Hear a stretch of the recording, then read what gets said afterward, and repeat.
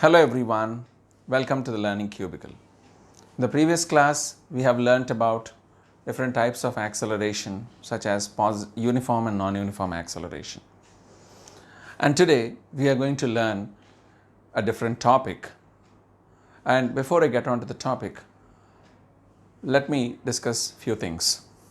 I think some of you or most of you must be cricket fans.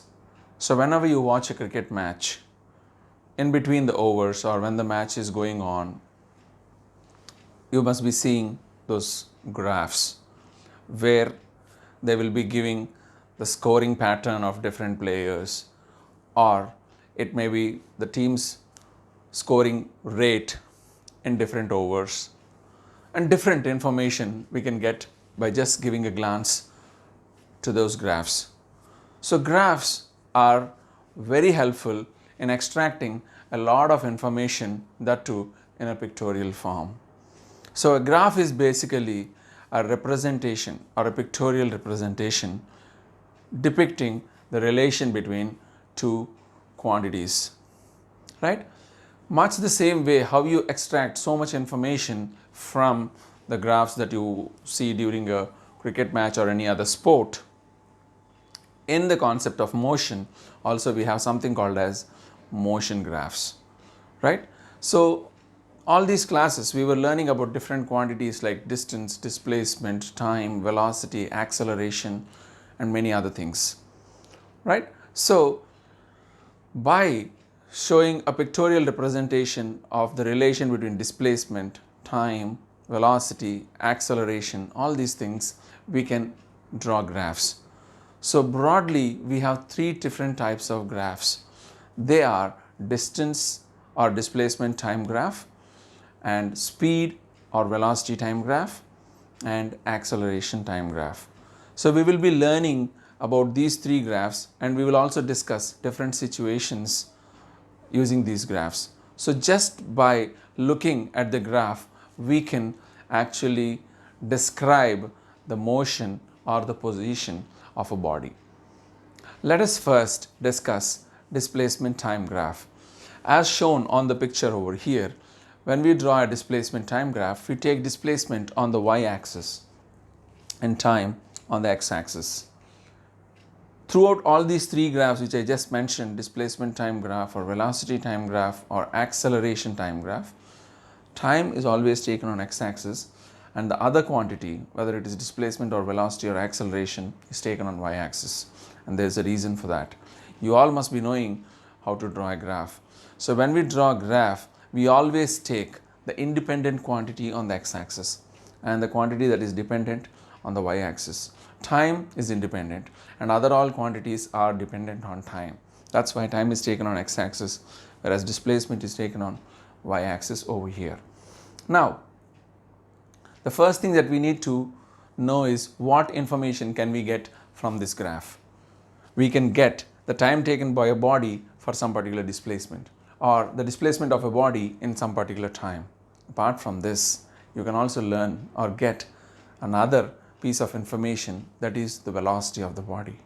Now, how do we get the velocity of the body? We can get the velocity of the body from the displacement time graph by finding its slope. Now, what is the slope? Slope is nothing but the ratio of difference of coordinates on y-axis to the difference of coordinates on x-axis. Okay, that is, difference of coordinates on y-axis will give you displacement, and divided by the difference of coordinates on x-axis will give you time. So displacement by time is what will give you velocity. So from this graph, we can actually get the velocity of the body by finding the slope of the graph. Now we'll discuss different conditions in displacement time graph. Now look at this graph. In this graph, you can see a body's displacement after 2 seconds, 25. After 4, also 25. 6, 8, 10 and 12, also it is 25. That means the displacement of the body is not changing over a period of time. So when the displacement of a body is not changing over a period of time, we can say that the body is at rest. So when the graph is line parallel to the x-axis or parallel to the time axis, we can say that the body is at rest. Okay, now let's discuss another situation. Now look at this graph. In this graph, the displacement of the body after 3 seconds is 6 meters. After 6 seconds, it is 12 meters. After 9 seconds, it is 18 meters. 12, 24, 15, 30, and 18, it's 36. That means there is a change in the displacement of the body in some time. And also, if you observe carefully, for every 3 seconds, the displacement is increasing by 6 units, or for every 3 seconds, the displacement of the body is increasing by 6 meters, which means 6 meters per 3 seconds, which is 2 meters per second is its velocity.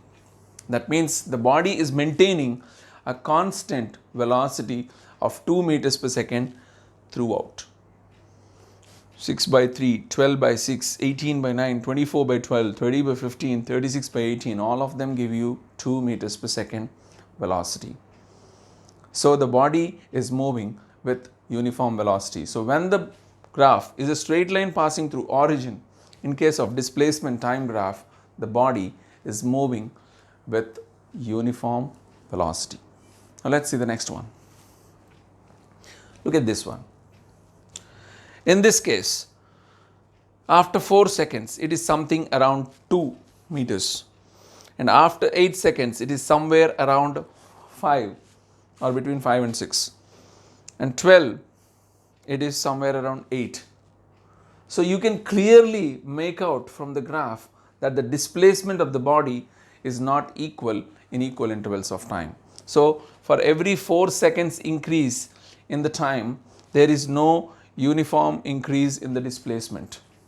So the displacement of the body is not equally increasing in equal intervals of time. So we can say that the body is not at all moving with uniform velocity, but it is moving with non-uniform velocity. So in case of displacement time graph, when the graph is a curve something like this, it need not be like this, it can be like that also. So if the graph is a curve passing through origin, in case of displacement time graph, we can say the body is moving with non-uniform velocity.